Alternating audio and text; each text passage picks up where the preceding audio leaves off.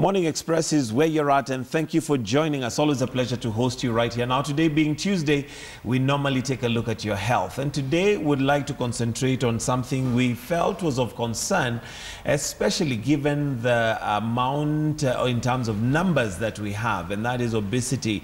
The numbers have grown of the people obese, and what's also worrying is obesity at some point was probably categorized to a certain age and a certain class of people. That's not the case today.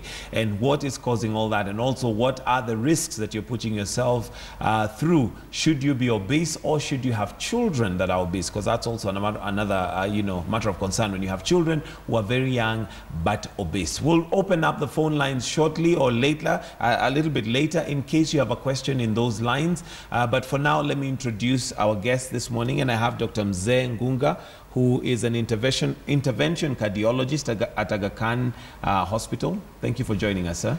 Thank you. Okay. We also have Kate Kibara, who is a clinical nutritionist. Thank you for joining us, Kate. Thank you. Let me start with you, Daktari, because I know you're seated on the seat where you have a lot of traffic of people coming in for different reasons to see you as a doctor. Is obesity something that we should be concerned about in terms of its growth today?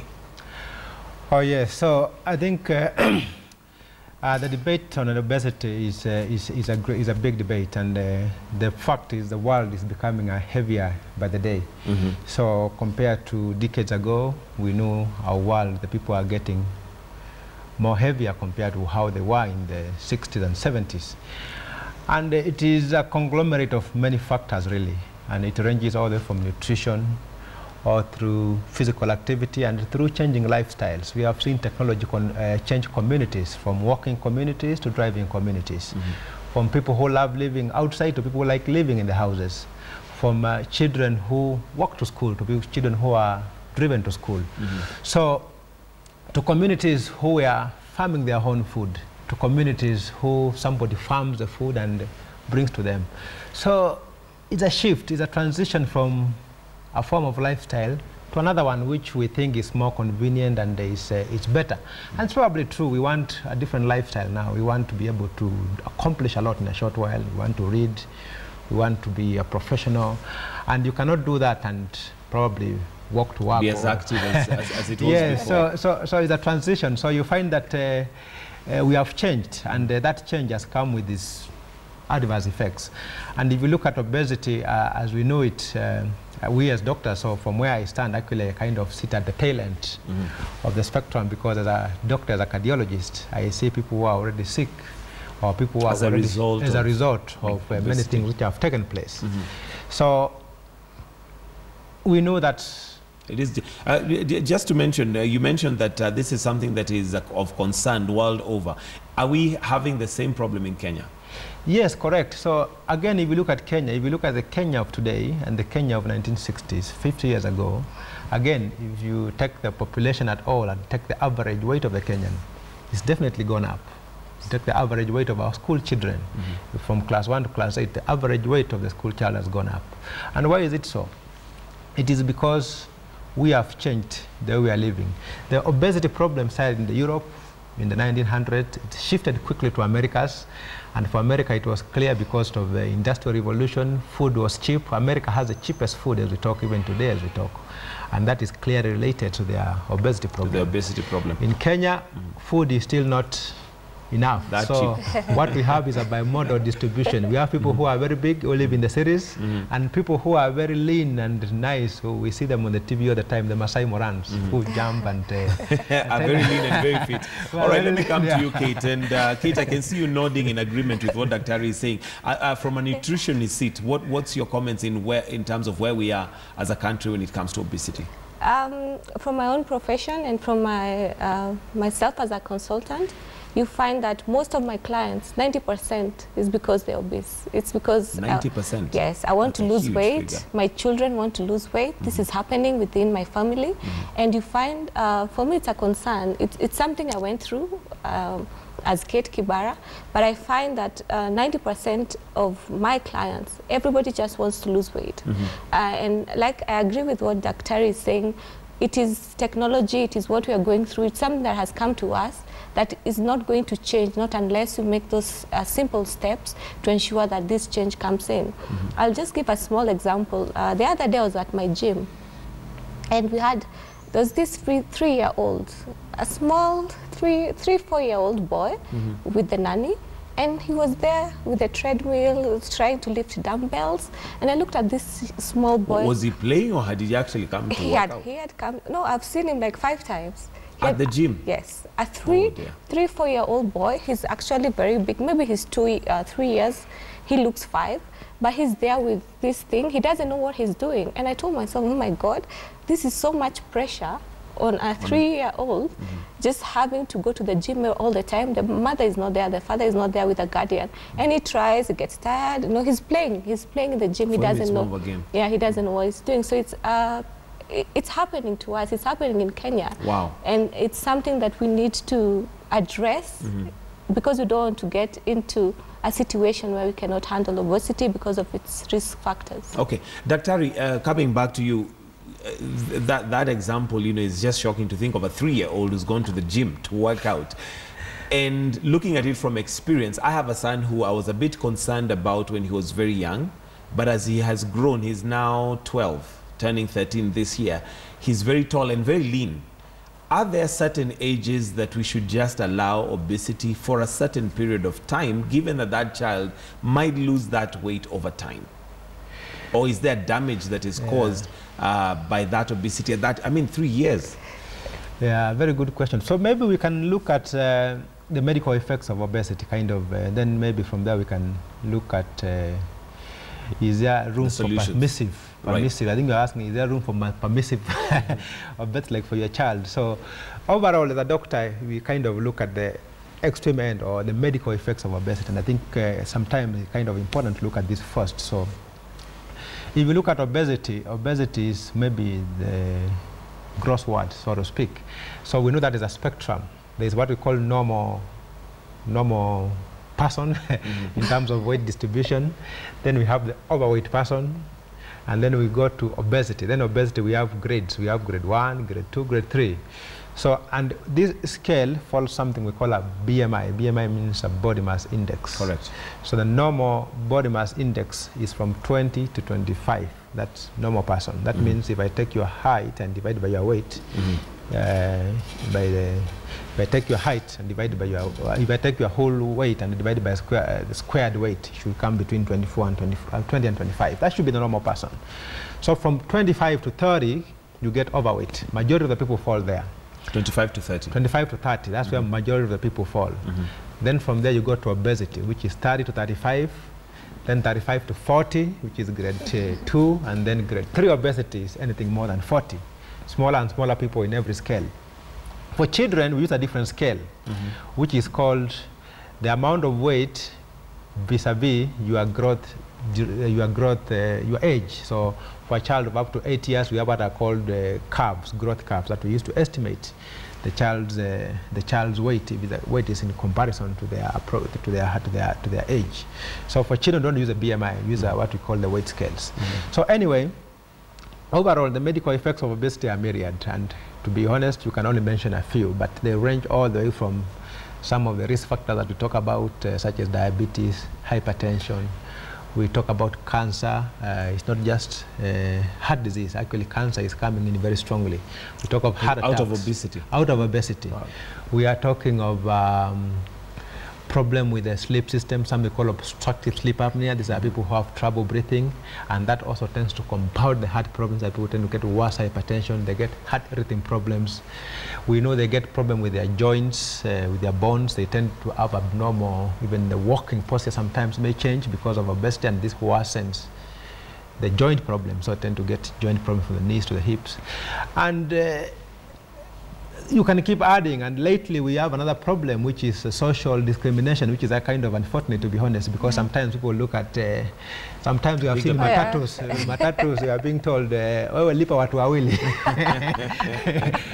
So this is kind of at the extreme end, and these people sometimes get into even depression and mental problems. So, and I'm sure depression would probably also play a big role in trying, if you're obese, it may even make it worse. Exactly. You may end up now taking it out on food and stuff like that. Yes. But to come back to the question, are there certain ages that are permissive for obesity or for at least being big? Yes, as I now coming back to your point, so is there room for allowing children to be obese? And actually the answer is no.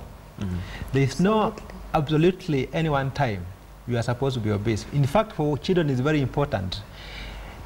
If you become obese as a child, chances are that as you become an adult, that's going to persist.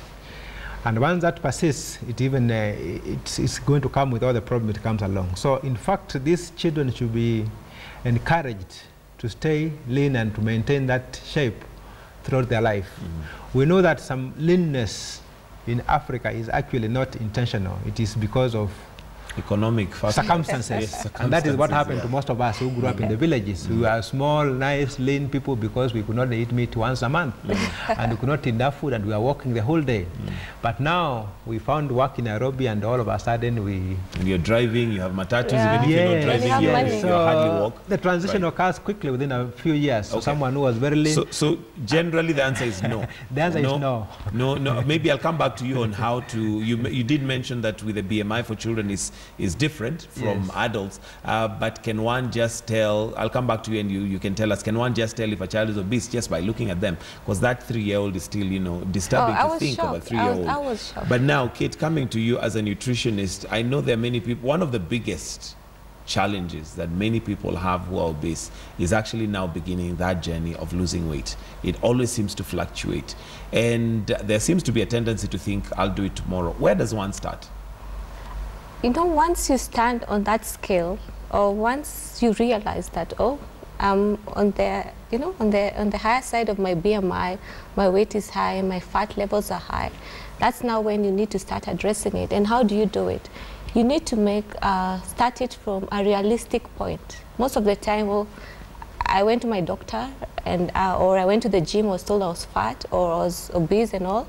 So people look for solutions that are instant. I want to lose weight within 1 week or 2, or this month. Or even a month. Yeah, I just want all this weight to go. So we make goals that are not realistic, and that's what makes us fail in weight loss. And you find most people, and all those people who are struggling with weight loss, they get disappointed one way or another in between their journey of weight loss because they did not set a realistic goal. So you start from there. Which is my goal? What do I need to do? And then you reduce any shortcut. You did not add that weight within a month or within a week or within 10 days according to the diets that are there. It took you a period for you to have gained all this weight. So you start from addressing that point of, it is a long process, I need to address it positively, and I need to make realistic goals. And then apart from that, as you start on it, you need to look at your, can I say, your personal history or your background. Where do you come from? How is your lifestyle? What do you do? Because obesity is not just what you eat. It is connected to your behavioral changes. It is connected to your genes. It is connected to so many things. So you address all those. It could be, let me talk as a person, it could be on medications that make you become big. It could be that you have a condition that is making you grow big. It could be your lifestyle. You become so lazy, you're using your car every day, you don't go to the gym. It could be the food that you're using. So you address all those factors such that you're actually looking at the key points. What do I need to do for me to lose weight? And then that's what you address. Do I need to exercise more? Oh yes, you need to exercise more. So you decide, I'm going to start going to the gym, I'll start walking, I'll start jogging. Something that is intense and something that will have impact or will show results as soon as I've done it. And the thing is, if you exercise maybe 150, 300 minutes in a week, you'll be able to see effects. So you start with coming up with an exercise program. You come up with a diet that lasts. What we do, we decide, okay, Kate is fat. I woke up this morning, I look so bad, or my doctor told me, so I won't be taking breakfast. Anything today. Nothing. I'll only be eating lunch or an apple at lunchtime. I'll drink all these juices, and that will make me lose weight. But that's not realistic. Even when you're coming up with a good plan for weight loss, you need to eat the way you're going to eat for the rest of your life. It's a lifestyle change, not a diet change, not a day change. It is something that you do for you to get lasting result. Yeah. So once you address that, you're able to get to those goals. So it needs to be intentional, it needs to be deliberate, it needs to be planned. Yeah. That's what I'm hearing. You have to do that. And you don't play around with all those things. People Google today. If you just go to the internet, or as women, I talked to my friend and 2 other friends in chamas and all these diets, lose weight in 2 days, lose weight in 10 days. If you drink this pill, it will make you do this. Right. Don't listen to that. It's your lifestyle. You need to find your own, what works for you. That you want to simplify. Okay. What makes me add weight? What is weight? What is obesity anyway? Why do I gain weight? When your calorie input is more than what you expend, you take in more than you burn. That's the thing. So you address that point. Dr. She's talked about something important, and of course, obesity being such a big thing and a big deal, people are going to weigh in and make money out of it. Tell me about drugs that are for slimming, because we look for easier options. Exercise is not an easy way to go. Even dieting is not an easy way to go. I want that bag of chips. I still want to, down it down my throat. Tell me about now slimming pills. That's a good question. So, and this is an interesting option, because I don't see a lot of patients asking for slimming pills, and neither do a lot of doctors prescribe them. However, on the other hand, there are a lot of sought out slimming remedies. So patients or people somehow in their own ways do look for remedies or solutions to lose weight. And that is even before we come to what I call the prescription medications for losing weight. Right. So these remedies are very diverse, and they are as diverse as the people and the cultures people have, depending on where people come from.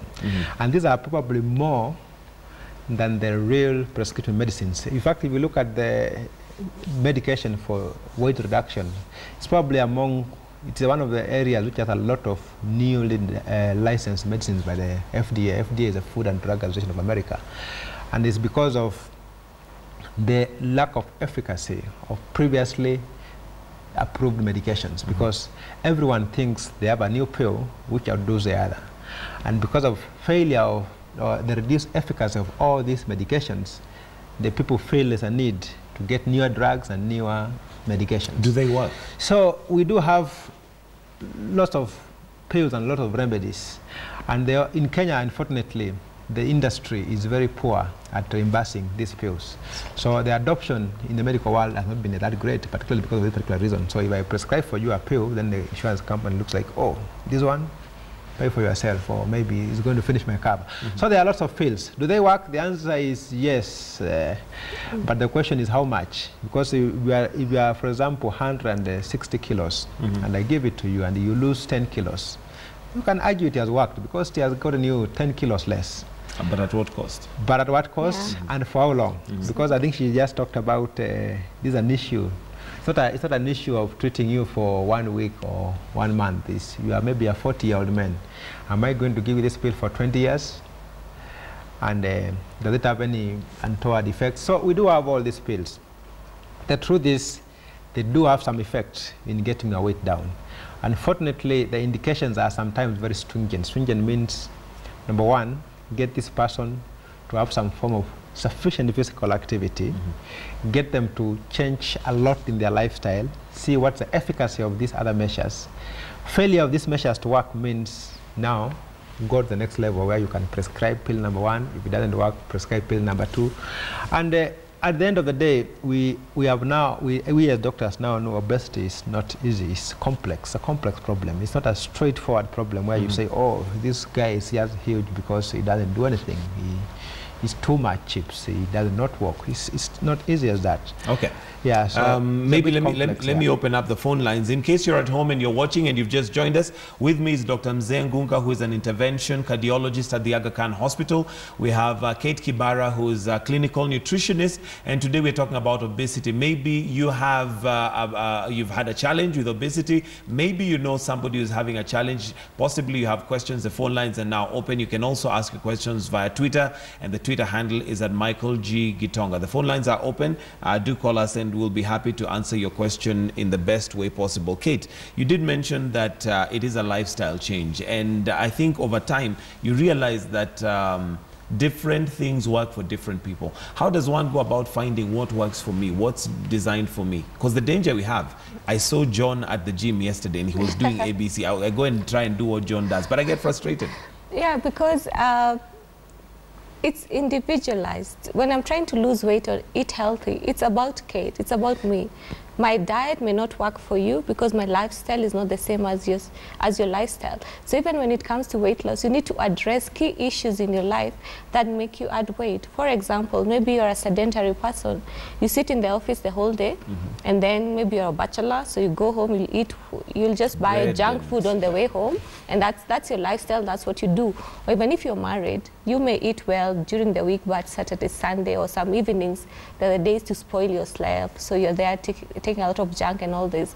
So weight loss and healthy living is individualized. It's you who comes, you're the last person who makes the conscious decision of choosing healthy over unhealthy. It's not Kate who decides for you. It's not your doctor who decides for you. It's you as a person who says, okay, now this has gone beyond my level. So I need to change what I do. I need to change what I put on my plate. So when you address it from that point, it becomes easier. And then it's also, weight loss is difficult. Really, it's a journey that you have to have the will, you have to be strong for you to get there. But once you make up simple steps that make you get there, it becomes easier. So you, apart from addressing what you need as a person, what you need in your lifestyle, how do I change those small steps? Then you work on your diet. What do I need to eat? What is it that I'm not eating more of? And you find the culprit. Most of the time, you take foods that are high in calories, low in fiber, foods that are high in saturated fats, in the trans fats. You find that's what dominates our diets, a lot of salt, a lot of sugar. We don't have foods that are nutrient dense. We don't have foods that give you vitamins and minerals. We don't have foods that are life-giving, you know, those that build your cells, those that make you healthy. So if you address by introducing those foods, reducing your portions, you know, working on healthy foods, anything that you eat, and this is what I always say, just weigh down. Am I building my health? Am I destroying it? Anything that you put on your plate, am I building my health? Am I destroying it? It's like you have a scale. So if you feel, okay, I'm destroying my health, then reduce the intake of that. Am I building my health? Then you add the intake of that. But for weight loss, you have to be specific. Okay. You have to work with... And have it designed for yourself. Yes. Okay. Daktari, you talked about the obesity that is above 40. And I think one of the things that is very frustrating is for somebody who's over a certain weight, even walking can be a problem. So really going to the gym doesn't even come into play. Where does one begin and how does one stop? Because the other thing is that when you're that big, your body also craves a lot. I mean, if it's time to eat, you really are not going to eat small portions like everybody else. And what becomes frustrating is the torture now of thinking I have to reduce my portions to eat like Kate, yet her size is completely different from mine. How do I begin and where do I start from if I'm beyond 40? So there's a group of people we call morbid obesity. So morbid obesity is if your BMI is above 35, you go to grade 2 obesity, and the grade 3 BMI more than 40. You belong to the group what you call morbid. That means obesity for you is not just anything about just talking about. It's more serious because it prevents you from even performing a lot of activities of daily living, and that's quite a high weight, from walking to doing many things. And this group of people spiral into that way which we have talked about, to depression. They eat more, they can't go to the gym, as we have said it, right? And they only add more weight, and usually they die because of obesity complications within a short while. So this group of people has been found to benefit from something that Kari just mentioned before our show began, something called gastric bypass operations. And actually this has been shown, once your BMI goes above that, not just 40, because 40 is kind of the very age, but above 35, and nothing else is working, these are the people you may recommend early on for something we call gastric bypass. So gastric bypass is a complex set of operations, and what they do is that they basically shunt or reduce the size of your stomach which is available for digestion or absorption of food. And by so doing, you can, and apart from that, it does also a lot of other things to the body that regards to the way food is taken in and metabolized, and this changes a great deal in how these patients fare. And it has been shown to be kind of key in changing these patients' outcomes. And actually, if you look at the statistics now, one of the surgeries which is being performed a lot in the US, which is the home of obesity, so to speak, is a gastric bypass surgery. It has been shown to be very successful. Nowadays, done laparoscopically. We do have a few surgeons in Kenya, and I think we do refer a few patients outside. And it's probably the most successful method in getting this patient to lose weight. And on that particular note, does it have side effects? Because now if surgery always has... It has side effects. So gastric bypass is a high-risk procedure. And it's not the riskiness of the procedure, but the riskiness of the patient. This patient is high risk for anything. So these patients, when side effects come, they come because of the size of the patient. And amongst them is actually deep venous thrombosis. When you lie them and they lie on the bed for even a few hours, 1 day or 2 days, there's a risk of clots forming, and these are the ones which actually kill the patients. Amongst that, there are probably other peri-surgical complications. But again, overall, the weight of this procedure far outweighs the risks, which of course the medical community takes a lot of precautions to avoid. So on that particular note, when we're talking about gastric bypass, there is a very important link between the stomach and obesity, and this stomach goes beyond food. This stomach centers around bacteria. So this link is still undergoing a lot of research, but it's a very interesting phenomenon which may surprise a lot of people that indeed the kind of bacteria that you are born with or that grows up in your stomach does determine the way your body handles food. And this has been shown clearly, for example, a very common phenomenon which I can tell you in Nairobi, which contributes to child obesity, which is something worth talking about, which is a complex phenomenon, is the use of antibiotics, even in children. So use of antibiotics in our children who are very small, parents take the children to the hospital and they ask for antibiotics. Those antibiotics have been found to actually increase the propensity of these children becoming overweight. We have seen that even in this Nairobi and in actually a lot of developing countries. Is that out of the usage or the result that comes out of it? The result. So when you use antibiotics, they change the flora and the bacteria in your stomach. And we have seen a great deal of overweight children who use antibiotics and the ones who don't use. And this is likely to even impact their growth later in life. So the association between bacteria in the stomach and obesity is a very important which has been found recently. And actually this is altered when they do this gastric bypass surgery. Okay, I'll pause you there because I want to take a call from Patricia in Kisumu. Good morning, Patricia. Morning. Yes, good morning. Go right ahead with your question or comment. Okay. I was recently diagnosed with a calcaneal spur. And apparently I was given the Diprofos injection. And I'm a bit overweight. Okay. And one of the side effects of the Diprofos injection is adding weight. So I was asking if there's a way that I can really work on my weight, at the same time reduce the effects of the medication. The steroid.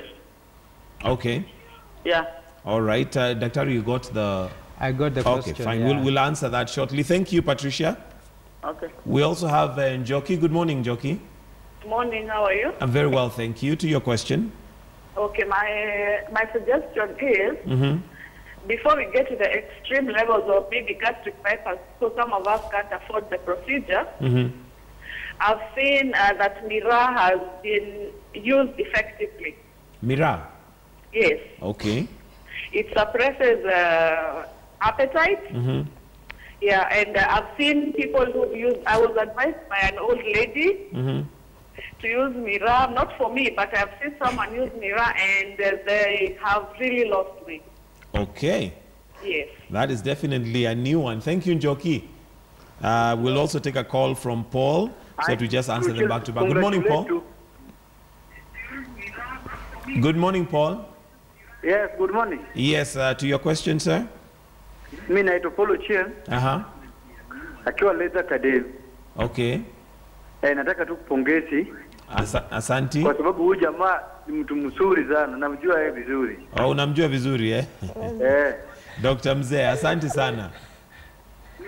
Hi, Asante Paul. All right, hey, Dr. Mzee there knows you very well. And I don't know if you had paid him to call, but anyway, that's just on a light note. Patricia in Kisumu, yes, who says that she's been given some medication, which one of the side effects is weight gain, yet she's a little overweight. Yeah, so calcaneus spurs are more of a bother, really. And of course, they get worse if you are overweight, and of course, if you are active and you have to stand for a long time. And the doctors usually may give these injections, usually locally, and they may make them to add weight. So the only solution is to avoid giving the injections, and maybe for the doctor to look for other alternative treatments to the calcaneus. So what does she need to do? Go to the doctor and say maybe she's concerned? Go to the doctor and she says she's concerned, and usually the doctor can stop the steroid injections and give her some alternative treatment for calcaneus spur. Okay. Yeah. Jockey has come in with an interesting one there, Kate. Mira apparently suppresses appetite. I was just laughing when I had that question. You know, when it comes to weight loss or healthy living, there's so many myths and so many misconceptions and so many stories that are out there. That's around it. Or you can take an lemon juice for you to lose weight, or you need this pill for you to lose weight. But when it comes to Mira, I don't think there's scientific evidence that has been documented that says that it makes you lose weight. Maybe that person that lost weight is because they took Mira and they never ate after that. But it's not one thing that makes you get your body healthy or makes you get into that journey of weight loss. It's small, simple changes in your life. What you do, your exercising levels, your stress levels, how you relate with your society. Healthy living is all round. It's not only one thing that you put in your lifestyle. And then when you look at the things that we use to lose weight, whether it's that Mira or any other thing, what are the side effects? Are you using something that is going to give you side effects for you to lose weight? Are you losing weight in a healthy way? Will you eat Mira for the rest of your life for you to lose weight? Maintain that weight. Yeah, for you to maintain it. Or are you going to decide, okay, what I'm going to do is to simplify my lifestyle. I'll reduce my calories. I'll take food that are nutrient-dense. I'll exercise more. I'll drink more water. You know, will I change my lifestyle or just rely on one thing? That's not, I don't think, that's a myth. I don't think it's something that is reliable. That is valid. Or, yes. Okay, we'll come to actually how to divide your portions of food and all that. But Daktari, before we go to gastric bypass is an extreme in terms of you know, dealing with weight loss. But there are those who possibly don't need gastric bypass yet, but would still want to lose a reasonable amount of weight. What's the other solutions that they can use, and how does one begin? Yeah, so a lot of the times, so assuming these people are not sick, so a lot of people who are obese actually don't have any illness, and that is the beauty about At least a good place to start. That's a good thing about our current scenario. A lot of Kenyans whose BMIs are in the overweight range and are actually in the stage 1, stage 2 obesity do not have any physical illness. So in that group of people, a lot of the times I refer them to a dietitian because I think it's a good place to start. I tend to refer them to a dietitian because it is a complex interplay between many things which we've just had here. And once these things are changed, then these patients stand a chance of not only changing their own tide or their own weight, which is really where they are, how they end up getting there. Because actually a lot of people of our age, let me just say that, we're not obese. Our time, child obesity was very low. Now we are seeing child obesity because the story has changed. But a lot of us have become obese after we started working. That means things have changed in these people's lives, which they have a chance to change, which is a different kind of obesity from the childhood obesity we are seeing now. So by referring people to dietitians, you give them a chance to not only change their own tide and change a lot of things, but also change that of their community or families where they live in. And therefore, in fact, to some extent, also preventing their own children from getting the same trouble. Getting obese. So the adult story is different. The childhood story is a little bit different. And the childhood story is a more serious agenda for me than the adult story. All right, let's start with the child, Kate, and where does one begin with the child? Because the other thing is, you don't want to starve a child. No, you don't. They really need that food to be active in school, for their minds to be alert in class. How do you make a child lose weight? And you don't want to give them food that they don't like or they're not enjoying. The thing is, and also the pressure, you know, to tell them you need to lose weight at that age, really. The thing is to approach it in a nice way that is conducive for both the family and the child. Let's start with the physical inactivity of children today. What is happening or what is going on around in this day and age is that our children have become inactive. They don't exercise. There's PlayStation, Facebook, they're on TV, they're playing games. So that has been reduced. So as a parent, if you see that your child is actually gaining weight, how can I put this child to be in a sport? Will I make them join swimming in the school, or can we do it as a family? Every Saturday or every Sunday or once in a month or every other day, we go for hiking, we go for swimming. Just introduce this child to a physical activity that they enjoy. Whether it's cycling, whether it's swimming, whether it's playing games in the house, ensure that the child does not just sit, the child is not sedentary, and that will actually help. Apart from that is just teaching your child that eating healthy works with time or for the future. Who introduced these healthy foods to this child? It's still you as a parent. Right. So it's you to change that by introducing foods. You start with the foods that these children like. If the child likes carrots, so you start with that when you're changing your diet, and you gradually reintroduce healthy foods for them. And the thing is to play around with the foods and to ensure that they taste nice and they look well when they are presented on the table. It's a matter of you discussing with your child and not the child dictating what they're going to eat.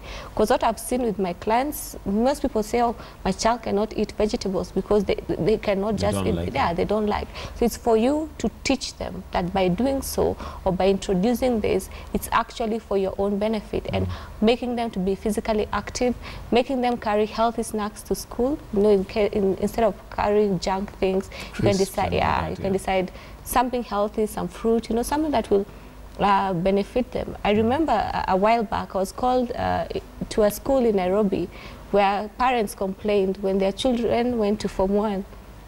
And they came for midterm, they were this big, and they were concerned about the diet that this school was giving. So myself and the students and the school, we just worked out a more healthier diet. With all that, you still spoil yourself, but not all the time. So that really worked to, when you make these children participate in what you're doing, right, they feel they like ownership. The ownership, and they're involved in what you're doing. So it's a two-way thing. You work with them, and then you provide what is healthy for them to eat. And then when they need to spoil themselves, it's okay, but that should not be what dominates their diet. All right, we'll take a call from Beatrice in Nairobi. Good morning, Beatrice. Now, the question is, yes, Beatrice. I am a victim of overweight. Sorry? And I could call myself a victim of overweight or obesity. And this one came as a result of a family planning method that came about after an injection. So, what I want to find out is now with the injection or rather this kind of, I just need some kind of help that can help me reduce the weight. I'm not sure I got your question. What's the question again, Beatrice? Mine is as a result of an injection that I was given for control as a birth control method. Oh, birth control method, Yes. Now, it's been difficult to control since then. So I don't know if I can be connected to the person who can give me the right regime that I can work with to enable me to come back on the right track of the right weight. All right, thank you, Beatrice. We also have Marianne from Kawangware. Good morning, Marianne. Good morning. Yeah, go ahead. I would like to ask. Good morning. I would like if you could speak up a little bit, Marianne, I can hardly hear you. Does obesity make you have bad breath? Sorry, Marianne, I can hardly. Could you speak up a little bit? Does obesity make you have bad breath?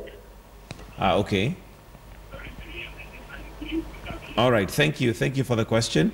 Let's start with sorry. Okay, there is Wamboi in Mombasa. Good morning, Wamboi.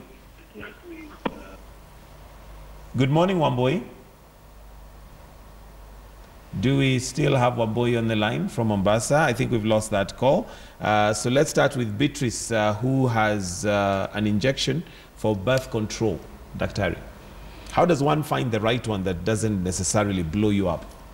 Yeah, so this is a good question, and always a question doctors, even we ourselves, ask ourselves, because sometimes when women deliver, the natural weight gain which comes along, which is still not natural but kind of commonly follows. delivery. But that tends to get worse when these women use the hormonal contraception. So it is indeed possible that if you use hormonal contraception, your weight can really increase tremendously in some group of women. And of course, if you are conscious about that, then you may want to use something else that does not make your weight problem worse. So you can use other means which do not tend to blow up your weight. There is a group of people who use these pills, but their weight doesn't go up. So it's finding the one that works for you. Yes, yeah. And I guess that would be a procedure. Is there a way of telling through the blood test, or do you have to literally go through the... Yeah, we wish someone could get that test. That would be great. If you could get Maybe I should come up with an invention. Because it would be nice to know that this is what works for me, rather than have to put on the weight, then lose it.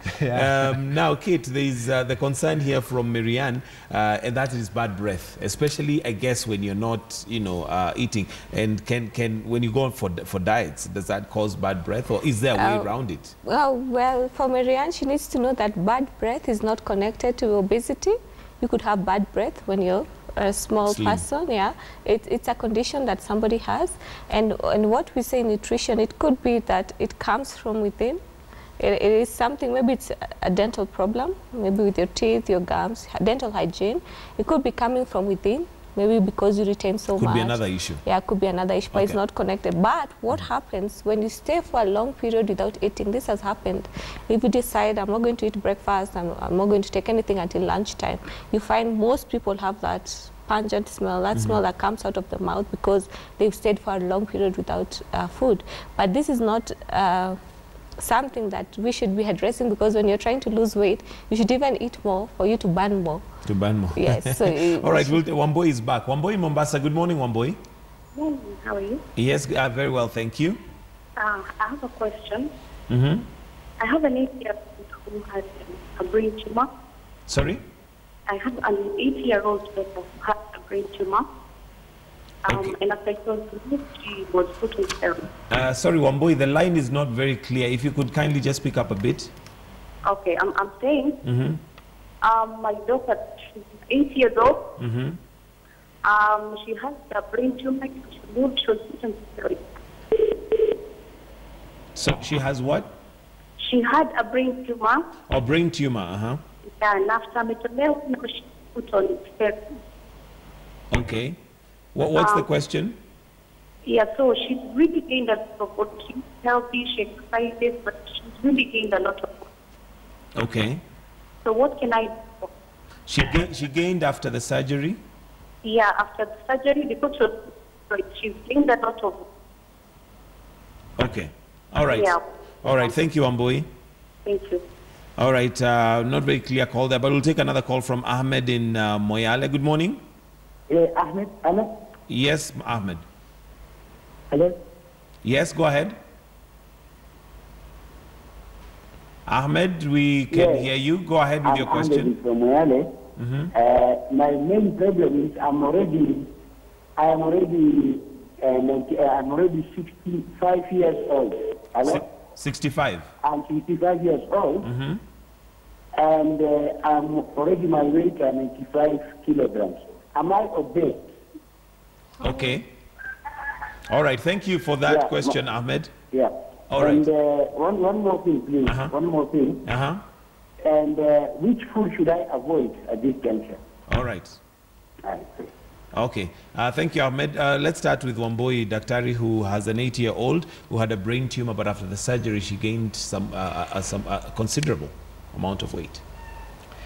Yeah. So that's indeed very common, and I hope really the tumor was operated on, usually, I hope successfully. So sometimes when you remove these tumors, you give these people steroids. Steroids are medication that prevent swelling around the tumor and around the brain. And this can cause them to gain a lot of weight. For this particular scenario, the story is different, because these steroids are life-saving, and sometimes they do prevent a lot of problems. So this is a complete different scenario. They may gain a lot of weight, but in a few people who there is something else of more importance that you are treating with these drugs, so-called steroids, that one of the side effects is weight gain, and some of it is temporary for the time you are treating that particular problem. But so long as they are not long-term, then the story is different. So hopefully I suppose, it should change over time. Yeah, I suppose once the treatment is complete, things should change. So okay. Kate, there's Ahmed who's 65 years old, and as we wind up, because we are running out of time, and I'll put two questions in one. He's 65 years old. He wants to know if he's overweight. You'll give us the solution for that. But secondly, there's also the question of those who are elderly. How do they lose weight if they need to lose weight? Because, of course, they may not be able to go to the gym. It may not be practical. They may also not be able to eat or avoid certain foods. So maybe the two in one. Okay, so I'll start with elderly people and how they need to be physically active for them to lose weight. If you have a condition, maybe your bones cannot make you exercise enough, you need to work with your gym instructor, or you work on your own and see which physical activity level that you can get to. So you could be, maybe you're able to just walk a little bit, you're able to... So the key thing here is just to have as much activity as they can. Yeah, they need to introduce that. And then when it comes to the foods, what you avoid most of, you reduce your portions. If you're eating foods that maybe you take 5 slices of bread every morning, you reduce to 2, you reduce your portions, and what you look at is the quality and quantity of what you're eating. So the quality of food, anything that you're going to put on your plate, whether it's your protein, carbohydrates, fruits and veggies, you need to look at the quality. What I actually say is that you weigh what you're eating. If it is my protein, I take the highest quality from what is available. So from the red meat to chicken, yes. So you decide you're going to take more fish, you're going to take more of organic chicken, your carbohydrates should be whole meals, and then you introduce a lot of fruits and vegetables that will give you a lot of nutrients, and they are low in calories. When you combine that with health, with the exercise, being a little bit active, you find that with that slight change, you'll be able to shift your... All right, I'm really being kicked out by the director. Time is up. Thank you so very much, Dr. Mzee Ngunga, for the great advice you've given us. Kate Kibara, who's a clinical nutritionist and helping us out with that. For you at home, thank you also for joining us. And remember, your weight is a matter of life and death. And today we're not just talking about weight loss. We're talking about Express team and those behind the scenes that you may not see that make this possible. We give you a very, very big thank you, and thank you for joining us. Do have yourselves a wonderful and a great day. Join us bright and early tomorrow on Morning Express. Have a good day.